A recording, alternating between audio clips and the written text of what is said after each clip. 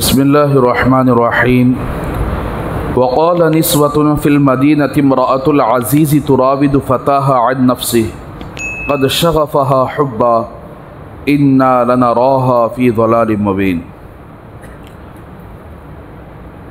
शहर में औरतों ने कहा कि अज़ीज़ मिस्र की बीवी अपने ग़ुलाम में के उसके ख्वाहिशात के सिलसिले में उसके ग़ुलाम को उस ग़ुलाम के ख्वाहिशात के सिलसिले में फुसला रही है, फ़रेफ्ता हो चुकी है। क़द शग़फ़हा हुब्बा, तहक़ीक़ के उसकी मोहब्बत में फ़रेफ्ता हो चुकी है।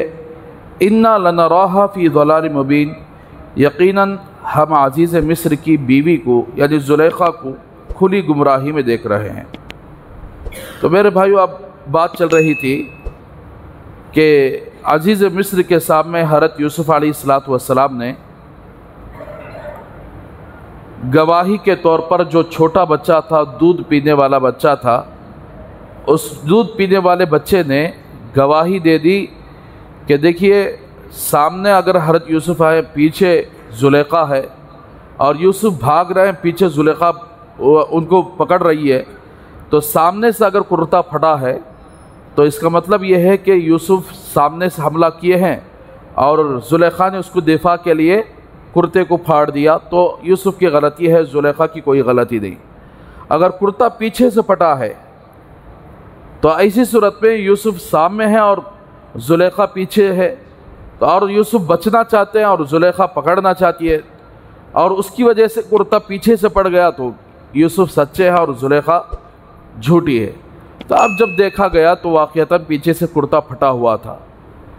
तो अज़ीज़ मिस्र को समझ में आ गई बात कि यूसुफ़ अलैहिस्सलाम बेकसूर है और उनकी बीवी ख़ुद गलती पर है। तो बीवी को डांटा और कहा कि देखिए आपका ये औरतों का मकर है, औरतों का मकर बहुत बड़ा है। अब यूसुफ़ अलैहिस्सलाम से फरमाया कि यूसुफ़ इस वाक़े को कहीं चर्चा ना करना, खामोशी इख्तियार कर लो, एराज़ कर लो, माफ़ कर दो। और अपनी बीवी से कहा कि अपने गुनाहों की माफ़ी मांग ले, इसलिए कि तू बहुत बड़ी गुनहगार है, यानी ख़ताकारों में से। तो अब ये बात चल रही थी। तो मेरे भाई इसीलिए कहते हैं अब इस वाक़े से क्या सबक मिल रहा है? इस वाक़े से ये सबक मिल रहा है कि जहाँ हज़रत यूसुफ़ अलैहिस्सलाम की खूबसूरती और ज़ुलेखा यानी अज़ीज़ मिस्र की बीवी, कैसे रहते हैं ऐसे लोग तो बड़े नाज और बड़े नखरे करने वाले होते हैं, वो भी बड़े खूबसूरत होते हैं। तो ऐसी सूरत में एक जगह एक माहौल में रहकर उन्होंने ज़ुलेखा ने यूसुफ़ अलैहिस्सलाम पर फ़रेफ्ता हो चुकी है। इक़दाम तो औरत की तरफ से हुआ है। इसी तरीक़े से जहाँ औरत और मर्द तन्हाई में रहते हों या ऐसे जगह रहते हों बार बार मर्द पर नज़र पड़ती हो औरत की, या ऐसी सूरत में औरत सबसे पहले आगे निकल जाने वाली होती है। जैसा कि आजकल के माहौल के एतबार से किसी के घर में खाला की बेटियां हों, फुप्पू की बेटियां हों, तो शरीयत ने खाला की बेटी से भी, फुप्पू की बेटी से भी पर्दा करने का हुक्म फरमाया है कि पर्दा करना चाहिए। अगर आप अपने रिश्तेदारों के घर में 10 दिन के लिए चले जाएं, मामू के बेटे और फुप्पू की बेटियां हों, 10-15 दिन एक ही जगह पर रहें, एक ही जगह खाना खाएं, पिएं, उठे बैठे, तो फिर लामहला अगर पर्दा नहीं होता है तो यही फुप्पू की बेटियां और मामू के बेटे के दरमियान गलत अफेयर शुरू हो जाते हैं। क्यों बोल रहे हैं? इसलिए कि जब मर्द और औरत का माहौल एक जगह हो जाता है, जैसे आजकल के कॉलेजेस हैं, कॉलेजों के अंदर भी यही माहौल होता है। लड़कियां आती हैं और लड़के आते हैं। बाज़ कॉलेजों के सिलसिले में हमें ये बात बाज़ लोगों ने बताई है, वो ख़ुद आकर बताए हैं। कॉलेज के अंदर हमारे इस मदनपल्ली के अंदर 6000 बच्चे कॉलेज, इंटर कॉलेज के अंदर पढ़ रहे हैं। उनको तश्कील करके कैसे कॉलेज में दाखिल किया जाता है, ज़रा गौर से सुने। तश्कील करने वाले किसी खूबसूरत बच्ची की तरफ आंख बढ़ गई और वो बच्ची 10th पास कर को है, तो उसके घर वालों को जाकर प्रपोज करते हैं कि आपकी बच्ची को दाखिला दिलवाएंगे, इतना फ़ीस कम कर देंगे हम लोग, इतना कर देंगे। तो अब वो तश्कील करने वाला ख़ुद कह रहा है कि वो बच्ची को ले जाकर दाखिला दिलवा देते हैं। उस बच्ची को देखकर 6-7 बच्चे दाखिला लेते हैं, लड़के, उस खूबसूरत बच्ची को देखकर।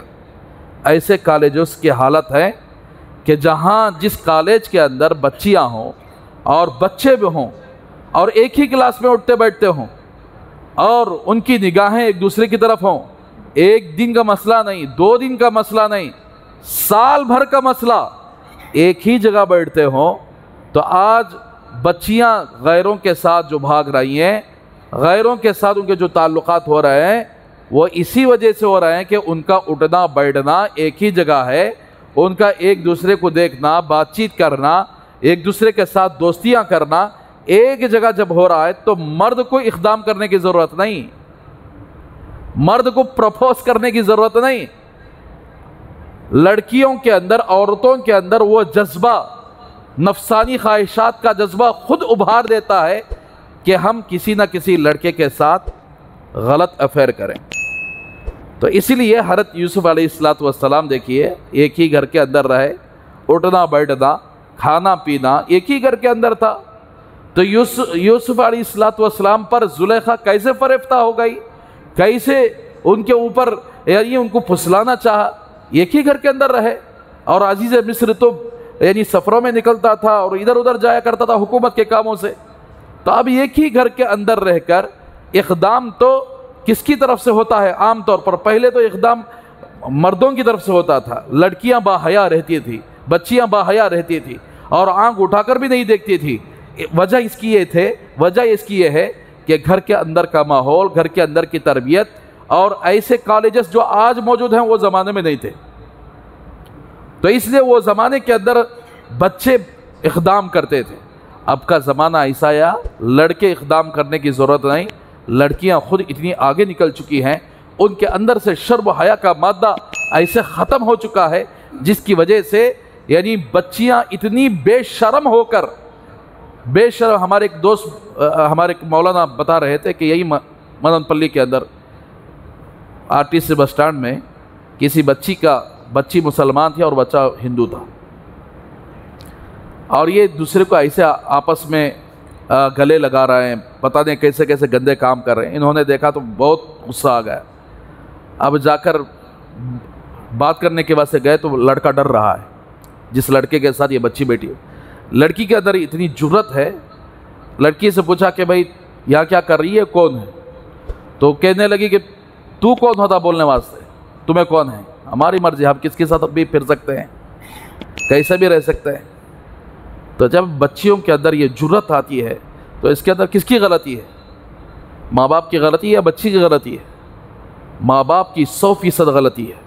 बच्ची की बात मैं हमेशा, मैं ही नहीं, बड़े बड़े अल्लाह वाले भी, हज़रत मौलाना अरशद बंदी साहब दामद बरकातुहू गुज़िश्ता 20 मई में यानी मुंबई के अंदर हज़रत ने बयान दिया, तो माँ बाप की 100% गलती बता रहे हैं। किस धुन ने माँ बाप के जहन को अपनी बच्चियों को बर्बाद करने पर लगा दिया? ये पढ़ाई का धुन, नौकरियों का धुन, कि हमारी बच्ची पढ़ी लिखी होना चाहिए, नौकरी करने वाले, भाड़ में जाए आपकी नौकरी। आपकी बच्ची की इज्जत की हिफाजत नहीं हो रही है, आपकी बच्ची की ईमान की हिफाजत नहीं हो रही है, तो आपकी बच्ची नौकरी लाके क्या फ़ायदा? मुंह काला करने के लिए, माँ बाप का मुंह काला करने के लिए जा रही है। तो इसलिए मेरे भाइयों, गलत ताल्लुकात माहौल में होते हैं, बग़ैर माहौल में नहीं होते। माहौल अच्छा दो बच्चों और बच्चियों को, कैसे गलत ताल्लुकात होते देखेंगे। इसीलिए हज़रत मौलाना अरशद बंदी साहब दामद बरकातुहू ने पूरी उम्मत से अपील कर रहे हैं, भाई अपनी स्कूलें कायम करो, मुसलमान को एजुकेशन को ख़त्म करो, स्कूल कायम करके बच्चे और बच्चियों को एक ही जगह ना बिठाओ, ख़त्म करो ये सिलसिले को। कितना बमड़ा मल ले, तो भी मुसलमानों को बेशर्मी है, और इतनी बेशर्मी है ना स्कूलों के ऊपर हमारी तवज्जो है, कौन सी स्कूल पर डालना है, कौन सी स्कूल में नहीं दाखिल करना है, क्या करना है, हमारे बच्चों का फ्यूचर क्या है। 100 बदगुमानियाँ, 100 शरारतें, आज भी वही हो रहा है। ऐसे आरएसएस स्कूल में डाल डाल कर हमारे बच्चियों को तबाह कर डाले हम लोग। अब भी शर्म नहीं आ रही है। पीलर के अंदर एक वाकया हुआ है, आप देखें न्यूज़ के अंदर, एक बेचारा जो दाढ़ी छोड़ा हुआ है और उसका भाई का इंतकाल हुआ, उसकी भावज का इंतकाल हो गया, भतीजी को उसने क्या किया, कॉलेज में डालकर पढ़वाया, और यतीम यानी उसका माँ बाप, बच्ची के माँ बाप नहीं है, और 7 साल से एक हिंदू बच्चे के साथ अफेयर है। और ऐसा अफेयर वो बच्ची को सिर्फ पढ़ाया नहीं बल्कि बेंगलोर के अंदर उसे नौकरी करने के लिए भी भेजा, और भेजने के बाद 7 साल से अफेयर हो रहा है, और वो बच्ची रुकावट, चाचा रुकावट बन रहा है। एक बार तो बहस व मुबाहसा भी हुआ, उस बच्चे को मारने चले गए। कई को हमारे बच्ची को देखता, बच्चे को क्या मारते, तुम अपनी बच्ची को मारकर घर में बिठाओ। अब वो बच्चा क्या किया, अब पुलिस वालों के बयान के मुताबिक बच्ची ने कहा कि अगर हमारा चचा ऐसा लड़ा बोला तो हमारे दरमियान जुदाई हो सकती है, इसलिए चचा को निकाल डालो। असर के बाद या असर से पहले बातचीत हुई, मगरिब के बाद 5 आदमियों को लाकर उसके चचा को बाहर बुला के कत्ल कर दिया। अभी भी होश के नाखुन नहीं ले रहे हम लोग। पढ़ाओ चैतन्य स्कूल के अंदर, पढ़ाओ नारायण स्कूल के अंदर, शर्म नहीं आती। हजारों रुपये खर्चा करके वहां जाकर हमारे बच्चे और बच्चियों को डाल रहे हैं। यही जहन बनेगा, खुदा की कसम, ये मामूली चीज नहीं है, यही जहन बनेगा। वो बच्ची गैर के साथ भी बैठेगी, शर्म महसूस नहीं करेगी। खामखा चचा को उसने कत्ल करवा दिया। तो मेरे भाइयों, ऐसे हालात हैं। हमारे लिए स्कूलें कायम करने के लिए इतनी दिक्कत हो रही है, इतनी मुश्किलात का सामना करना पड़ रहा है, लेकिन मुसलमान इसकी तरफ क्यों तवज्जो नहीं दे रहे हैं? क्यों अपनी उस बेढंगी और गफलत में पड़े हुए हैं? क्यों अपने बच्चों की फ्यूचर, अपने बच्चियों की फ्यूचर के सिलसिले में क्यों नहीं गौर कर रहे हैं? ये समझ में आने वाली बात नहीं है। लेकिन जब ठोकर लगेगा ना, सांप दूर से नजर आएगा और सांप से डरते होंगे, लेकिन सांप जब ढसेगा तब पता चलेगा कि मौत यानी रूह निकलने के बाद जब पता चलेगा, अफसोस करने के अलावा कोई कुछ बचा नहीं रहेगा। तो ऐसे हालात चल रहे हैं हमारे आंखों के सामने।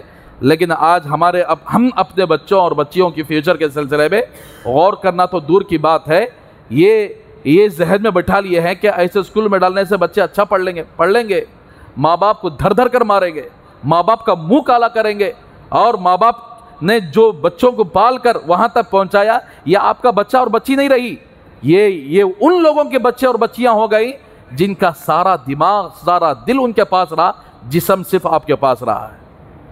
तो इसलिए मेरे भाइयों, माहौल इंसान के सुधरने का माहौल रहता है, ऐसे माहौल को तलाश करो, बच्चों के फ्यूचर को बर्बाद ना करो। इसीलिए अजीज़ मिस्र जब बाहर जाते थे ना, जुलेखा थी, जुलेखा अजीज़ मिस्र की बीवी, और ऊंचे ख़ानदान के लोग निचले तबके के लोगों को नज़र नहीं करते। ग़ुलाम एक बहुत बड़ी आयब की चीज़ है, ग़ुलाम बहुत बड़े आयब की चीज़ है। इसीलिए अजीज़ मिस्र ने जब हज़रत यूसुफ़ अजीज़ मिस्र की बीवी ने यूसुफ़ अलैहिस्सलाम को फुसलाना चाहा, तो अब ये बात फैलते फैलते औरतों के ज़रिए से पूरे शहर के अंदर फैल गई। अजीज़ मिस्र चाहता था कि ना फैले, लेकिन औरतों के दरमियान फैल गई। तो ऐसी सूरत में शहर की औरतों ने क्या किया, ये देखिए, ऊंचे ख़ानदान की औरत जो अजीज़ मिस्र की बीवी एक ग़ुलाम पर फरेफ्ता हो गई है, ग़ुलाम को दिल दे बैठी है। ये बड़ी शर्म की बात है भाई। अगर ये चाहती तो वज़ीर दाखिला के साथ इसका अफेयर होता, किसी और वज़ीर के साथ अफेयर होता, हुकूमत के या किसी और कारिंदे से अफेयर होता। ये ग़ुलाम के साथ इस तरह पूरे गांव के अंदर ये चर्चा फैल चुका है। तो इसलिए जब ये गलत ताल्लुकात होते हैं, ग़ुलाम नहीं है, आज़ाद नहीं है, शैतान जिसके दिल को बहका देता है, जिसके दिल को कब्ज़ा कर लेता है, फिर ग़ुलाम नज़र नहीं आएगा, ना हिंदू नज़र आएगा, ना मुसलमान नज़र आएगा, ना कुछ नज़र आएगा। ये अंधे हो चुके होते हैं। तो बहरहाल मेरे भाइयों, इसीलिए कहते हैं कि अपने बच्चों को, बच्चियों को, खुसूसन मैं ये गलियों के बारे में बोल रहा हूँ, हमारी गलियाँ तो बड़ी ख़तरनाक हैं। हमारे गलियों के अंदर ऐसे गंदे काम हो रहे हैं, अगर आप सुनेंगे तो आपके यानी बोलने के भी काबिल नहीं और सुनने के भी काबिल नहीं। तो बहरहाल मेरे भाइयों, इसीलिए अपने बच्चियों की ज़िंदगी की हिफाजत करो, बच्चों की ज़िंदगी की हिफाजत करो, माहौल उनको दीन का माहौल बनाओ। अगर हमने नहीं दिया माहौल तो फिर यही बच्चियां हमारे लिए मुसीबत का यानी मुसीबत की ज़रिया बन जाएंगे। तो बहरहाल मेरे भाइयों, इसीलिए वक़ाल निस्वतुन फिल मदीनति इम्राअतुल अज़ीज़ी, शहर के अंदर औरतों ने कहा कि अजीज़ मिस्र की बीवी तुराविदु फ़ताहा अन नफ्सी, उनके ख्वाहिशात के सिलसिले में, उनके नफ्स के सिलसिले में, यानी यूसुफ अलैहिस्सलातु वस्सलाम के नफ्स के सिलसिले में उस ग़ुलाम को उसने बहकाया, अपनी तरफ माइल किया। क़द शग़फ़हा हुब्बा, यह अजीज़ मिस्र की बीवी उस ग़ुलाम की मोहब्बत में फ़रेफ्ता हो चुकी है। इन्ना लनराहा फ़ी ज़लालिम मुबीन, यकीनन हम उसको खुली गुमराही में देख रहे हैं। तो इसीलिए ये जब चर्चा चली, आम तौर पर चर्चे औरतों से ज़्यादा होते हैं, अब चर्चे औरतों से ज़्यादा मर्दों से होते हैं।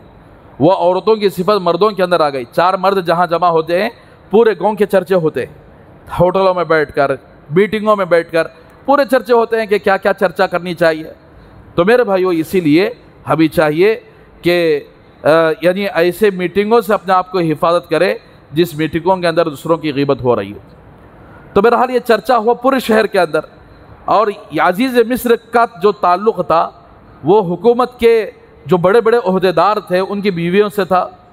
तो वो वहाँ तक बात पहुँची, और जितने बड़े बड़े लोग होते थे वो सब के सब मुँह पर हाथ रख लिए कि क्या हो गया, अजीज़ मिस्र की बीवी ज़ुलेखा को एक ग़ुलाम के साथ वो फ़रेफ्ता हो चुकी है। अब ये बात पहुँचते पहुँचते ज़ुलेखा तक आकर पहुँची कि मेरे सिलसिले में पूरे गाँव के अंदर ये ढपटी पीट रही है, ये डोल बज रहा है कि मैं ग़ुलाम के ऊपर फ़रेफ्ता हो चुकी हूँ, ग़ुलाम के साथ मेरा अफेयर है। इस तरह पूरे गांव के अंदर ये बात फैल चुकी है।